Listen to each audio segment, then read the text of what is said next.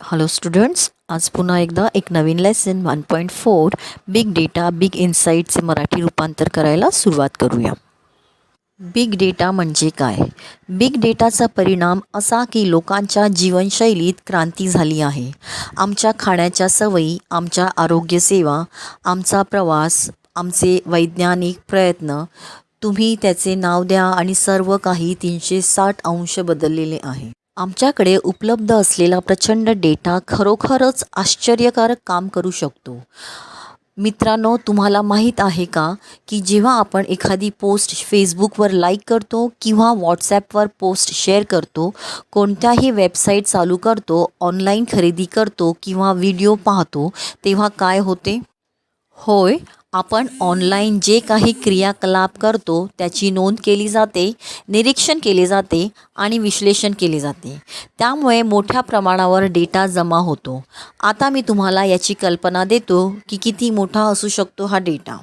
Big data petabytes किंवा एक्झाबाइट्स data कोट्यावधी लोकांच्या अब्जावधी ते ट्रिलियन रेकॉर्डचा असू शकतो. सर्व विविध स्रोतांकडून, उदाहरणार्थ वेब, विक्री, ग्राहक संपर्क केंद्र, सोशल मीडिया, मोबाईल डेटा इत्यादी. उद्योग आणि कंपन्यांसाठी उपलब्ध डेटाची व्हॉल्यूम, भिन्नता, वेग, सत्यता आणि मूल्य प्रचंड आहे.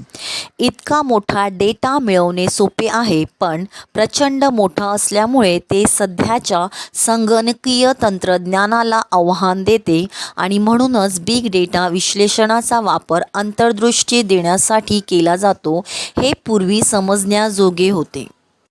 बिग डेटा विश्लेषण आणि विविधतेचे परीक्षण करण्याची जटिल प्रक्रिया आहे. मोठ्या माहिती जसे लपलेले नमुने, अज्ञात सहसंबंध, बाजारातील ट्रेंड आणि ग्राहक प्राधान्य उघड करण्यासाठी डेटा सेट किंवा बिग डेटा वापरला जातो. इंडस्ट्रीमध्ये उपलब्ध असलेल्या एवढ्या मोठ्या डेटामुळे त्यांचे असंख्य फायदे होऊ शकतात. त्यामुळे सर्व उद्योग यातून जास्तीत जास्त फायदा मिळवण्याचा प्रयत्न करत आहेत. अनेक उद्योग त्यांच्या प्रतिस्पर्ध्यांपासून मैलांनी पुढे गेले आहेत. डेटाची मात्रा, प्रमाण महत्त्वाची नाही, परंतु संस्था डेटासह काय करते हे महत्त्वाचे आहे. बिग डेटाचा वापर. Location tracking. बिग डेटा ठिकाणांचे अचूक स्थान ओळखणे आणि ट्रॅक करण्यासाठी उपयुक्त ठरला आहे. तुमचे GPS आणि Google नकाशे बिग डेटाचा वापर करतात. भौगोलिक स्थिती आणि रेडिओ वारंवारतासह ओळख सेन्सरमुळे आम्हाला रहदारी, विशिष्ट मार्गावर गर्दीचा रिअल टाईम डेटा मिळतो. मार्ग बंद असल्याचे किंवा हा एकेरी मार्ग आहे, अपघात प्रवण क्षेत्र इत्यादी असल्याची माहिती समजून घेणे शक्य होते. प्रवासाच्या वेळेनुसार आणि मालाच्या वाहतुकीनुसार तुम्ही तुमचा स्वतःचा मार्ग आखू शकता. जर तुम्ही काहीतरी ऑनलाईन ऑर्डर दिली असेल, तुम्ही ट्रान्झिटमध्ये तुमच्या मालाचे स्थान ट्रॅक करू शकता किंवा वस्तूंच्या स्थितीचा देखील मागोवा घेऊ शकता. यामुळे लॉजिस्टिक कंपन्यांना वाहतुकीतील जोखीम कमी करणे, वेग आणि वितरणमध्ये विश्वसनीय सुधारणा करण्यास खूप मदत झाली आहे. हवामानाचे नमुने समजून घेणे. जगभरात हवामान सेन्सर्स आणि उपग्रह सेटअप आहेत. त्यांच्याकडून सातत्याने मोठ्या प्रमाणात डेटा प्राप्त होत आहे. त्याने ते आम्हाला हवामान समजून घेण्यास आणि हवामानाचा अंदाज करण्यास मदत करतात. हवामानाचे नमुने आम्हाला पूर, भूकंप, सुनामी इत्यादी यांसारख्या नैसर्गिक आपत्तींची चेतावणी देतात. मुकाबला करण्यासाठी आवश्यक आगाऊ तयारी करता येते. आपण ग्लोबल वॉर्मिंगचा अभ्यास करू शकतो, पाण्यासारख्या नैसर्गिक स्रोतांच्या उपलब्धतेचा अंदाज लावू शकतो. तिसरे आहे हेल्थ केअर इंडस्ट्री. आज आपण हे पाहतो, लोक आरोग्याबाबत जागरूक झाले आहेत. स्मार्ट घड्याळे, इतर वापरण्यायोग्य उपकरणे, आमच्या फोनमध्ये आरोग्य ॲप डेटा गोळा करत राहतात. ते आमच्या स्वतःचे मिनी बायोमेडिकल संशोधन उपकरणे आहेत, असे आपण म्हणू शकतो. ही उपकरणे हृदयाची गती ओळखतात, रुग्णांच्या झोपेची पद्धत निरीक्षण करतात, त्यांच्या व्यायामाची आणि चाललेल्या अंतर इत्यादी यांची नोंद ठेवतात. या डेटाचे विश्लेषण नवीन अंतर्दृष्टी देते आणि प्रत्येक व्यक्तीला वैयक्तिक अभिप्राय प्रदान करू शकतात. आजकाल आपल्याकडे घरी रक्तातील साखर, रक्तदाब इत्यादीचे निरीक्षण करण्यासाठी गॅजेट्स आहेत. रुग्णालयांमध्ये रुग्णांना 24 तास मॉनिटरिंग देखील प्रदान केली जाऊ शकते. बिग डेटाच्या मदतीने आता डॉक्टर कोणत्याही आजाराचे चांगले निदान करू शकतात. कोणत्याही औषधाचे परिणाम कसे होतील याचा अभ्यास करू शकतात. अनावश्यक अंदाज लावणे लक्षणीय पद्धतीने कमी होऊ शकतो. रुग्णांच्या मागील नोंदी ठेवल्या जाऊ शकतात आणि आरोग्याचे चांगले विश्लेषण केले जाऊ शकते. मोठा डेटा महामारीच्या आणि रोगाच्या उद्रेकावर लक्ष ठेवण्यास मदत करतो. जेव्हा तुम्ही तुमचा संदेश पोस्ट करता, मी फ्लूने आजारी आहे, व्हॉट्सअप किंवा फेसबुकवर त्याचे निरीक्षण केले जाते आणि फ्लूने प्रभावित क्षेत्र सहजपणे शोधले जाऊ शकते आणि आवश्यक ती खबरदारी घेता येईल. फार्मास्युटिकल कंपन्या लोकांच्या आरोग्याचा डेटा प्राप्त करण्यासाठी आणि विशिष्ट क्षेत्रातील संशोधनाला चालना देण्यासाठी मोठी रक्कम देतात. गोळा केलेल्या डेटाच्या मदतीने व्यक्तींना अनेकदा सामोरे जाऊ लागणाऱ्या समस्यांसाठी सूचना आणि उपाय दिले जातात. चौथा मुद्दा आहे बँकिंग, वित्त आणि व्यापार. बिग डेटाच्या विश्लेषणासह लोकांच्या गुंतवणुकीच्या पॅटर्नचा अभ्यास करू शकतात. नवीन अंतर्दृष्टीने बँकांना आणि वित्त कंपन्यांना योग्य योजना घेऊन येण्यास सक्षम केले आहे. बिग डेटाच्या मोठ्या माहितीने या एजन्सीजचे कामकाज सुरळीत करण्यास सक्षम केले आहे. बँकिंग आणि वित्त संस्था क्षेत्र भविष्यात होणाऱ्या सायबर गुन्हे, कार्ड फसवणूक शोध, ऑडिट ट्रेल्स संग्रहण इत्यादी प्रतिबंधित करण्यासाठी बिग डेटाचा वापर करतात. ग्राहकांच्या मागील डेट्याचे विश्लेषण करून आणि मागील ब्रूट फोर्सच्या हल्ल्यांवरील डेटावरून बँका भविष्यातील प्रयत्नांचा अंदाज लावू शकतात.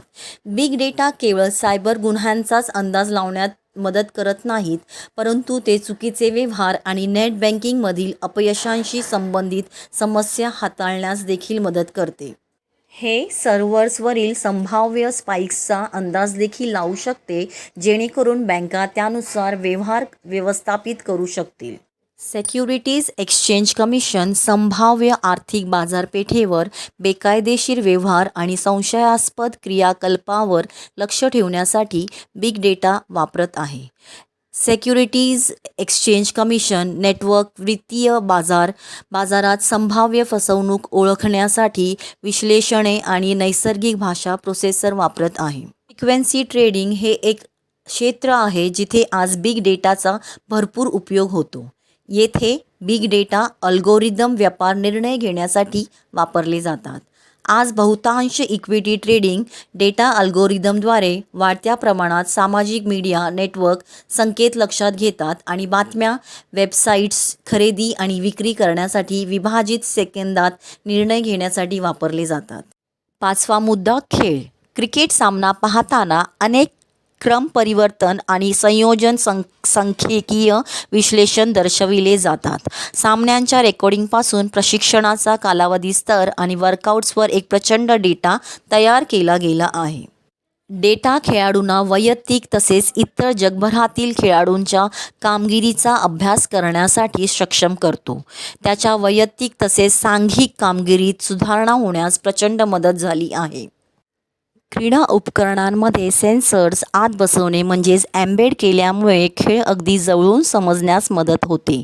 सेन्सर्स आम्हाला फील्ड परिस्थिती, हवामान, वैयक्तिक कार्यप्रदर्शन इत्यादी समजून घेण्यास मदत करतात. व्हिडिओ विश्लेषणे प्रत्येक कामगिरी बारकाईने पाहण्यास आम्हाला मदत करतात.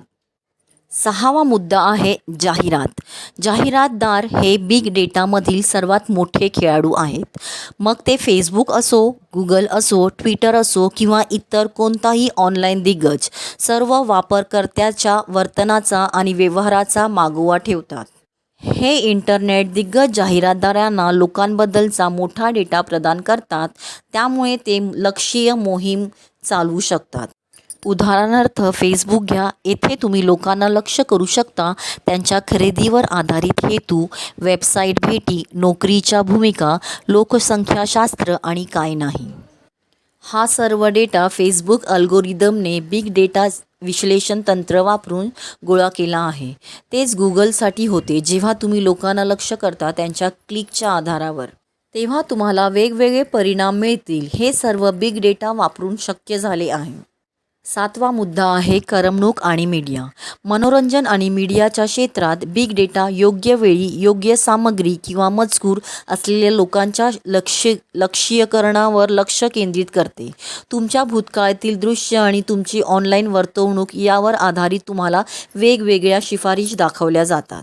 हे तंत्र नेटफ्लिक्स आणि यूट्यूबद्वारे लोकप्रियपणे वापरले जाते, प्रतिबद्धता आणि अधिक महसूल वाढवण्यासाठी. आज दूरदर्शन प्रसारक देखील शोधत आहेत विभाजन त्यांच्या दर्शकांच्या डेटाबेसचे आणि त्यानुसार वेगळ्या जाहिराती आणि शो दाखवतात.